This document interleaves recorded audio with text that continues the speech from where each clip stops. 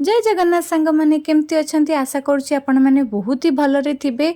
तो रिसेंटली मु विजिट करथिली भुवनेश्वर आ भुवनेश्वर जिबा रास्ता रे लंगलेश्वर रे आमे एठी रहिथिलु किछि मिठा किनिबा पई।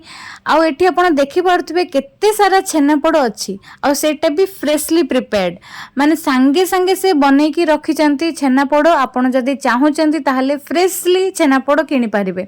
तो एई जगह रे रहिबार मेन रीजन एटा थिला कि आमको मिठा दरकार थिला आ मिठार क्वालिटी आ स्वाद एठी बहुत खास थाए माने नंबर 1 थाए। तो जदि आपण माने केही भी पूरी जिबा रास्ता रे लंगलेश्वर दे के ट्रैवल करूचंती देन ट्रस्ट मी एही जगह रे आपण रही की मिठा टेस्ट करि पारिबे किंबा फैमिली पई भी मिठा किनि पारिबे।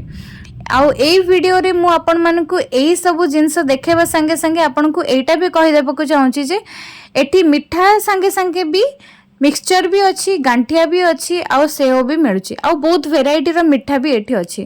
तो आपण आपणक हिसाब रे टेस्ट करके मिठा किनि पारिबे। आउ सेकेंड जिंस हैला एई वीडियो रो एटा होचे गोटे शॉर्ट वीडियो एटारो फुल व्लॉग मु अपलोड करची आउ फुल व्लॉग रो लिंक मु तळे देई देइची। तो जल्दी जानतु आपण फुल व्लॉग टी को देखंतु आ कमेंट सेक्शन रे जानतु आपण को को पार्टी भलो लागेला।